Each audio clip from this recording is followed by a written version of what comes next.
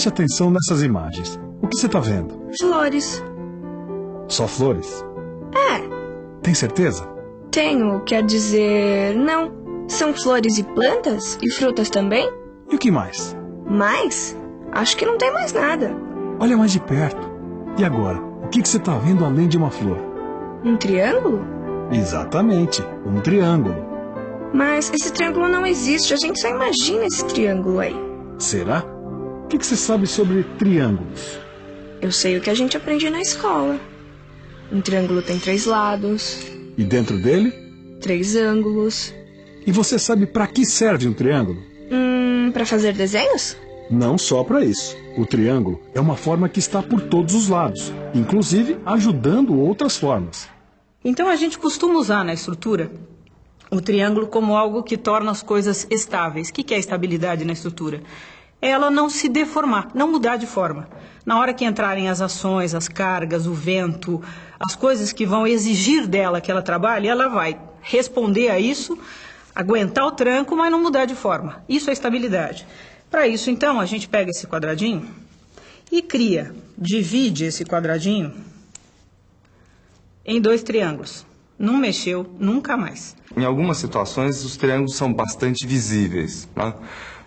Numa estrutura de telhado, por exemplo, né, o que a gente chama de tesoura, né, ou chama de treliça, os triângulos estão bem aparentes. Por exemplo, fazer um portão parar.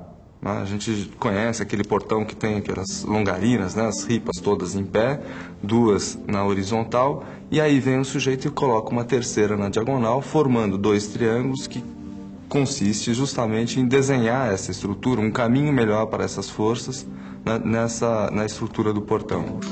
Eu nunca tinha reparado nisso. A gente usa formas geométricas para construir um monte de coisas. Pois é, e a natureza também faz a mesma coisa. Isso é que eu acho difícil de entender. Se o triângulo é a forma mais estável, por que a natureza fez a gente com 2 pernas em vez de 3? Essa é uma boa pergunta. Será que também não existe um triângulo no nosso corpo, assim como em outras formas da natureza? O triângulo é uma estrutura sólida, mas a estrutura mais estável que existe. E por ser uma estrutura estável, na hora que um ser vivo vai buscar uma estrutura de apoio para se desenvolver, ele vai procurar uma forma estável. Como a forma estável é a triangular, a nossa coluna vertebral, apesar da medula em si ter um formato mais pentâmero, né, um formato de um pentâmero, ela tem na base um formato triangular. Por quê? A gente tem 2 espículas laterais e uma espícula central, dando uma estrutura de apoio triangular. O triângulo não é a única forma geométrica que a gente encontra na natureza.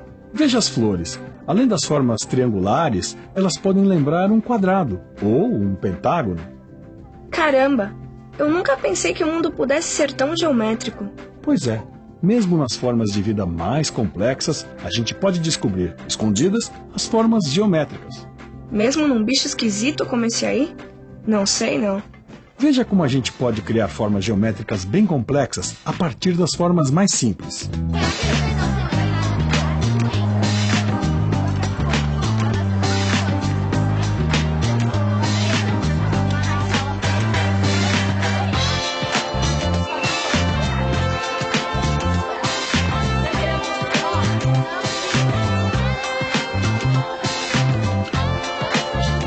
Olha bem para essa malha geométrica. Ela não lembra alguma coisa que você já viu antes? Acho que sim. Puxa, quem foi que teve a ideia de procurar as formas geométricas na natureza? Bem, muitas pessoas pensaram nesse assunto. E, na verdade, a ideia vem de muitos séculos atrás. Os gregos antigos já se preocupavam com a geometria. Entre eles, o filósofo Platão. Você já ouviu falar dos sólidos platônicos? Eu só ouvi falar de amor platônico. Bem, você sabe o que é um cubo, não sabe? Sei, isso aí é um cubo. Pois o cubo é um sólido platônico. Por quê? Porque ele tem todas as faces iguais.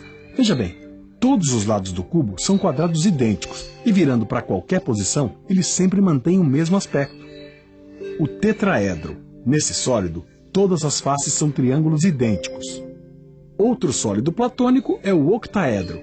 Veja que, novamente, temos um sólido cujas faces são triângulos idênticos. Legal. Quais são os outros? Outro sólido platônico é o dodecaedro. Repare nas faces desse sólido. Elas têm a forma do pentágono. E, finalmente, nós temos o icosaedro. Que nome engraçado. E o curioso é que, novamente, nós temos triângulos idênticos nas faces. 20 triângulos iguais. Os sólidos platônicos são esses aí.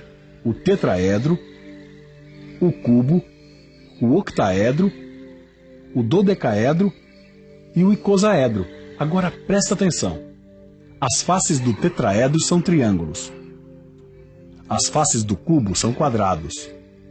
E como a gente já viu antes, as faces do dodecaedro são pentágonos. Isso mesmo. Triângulo 3, quadrado 4, pentágono 5.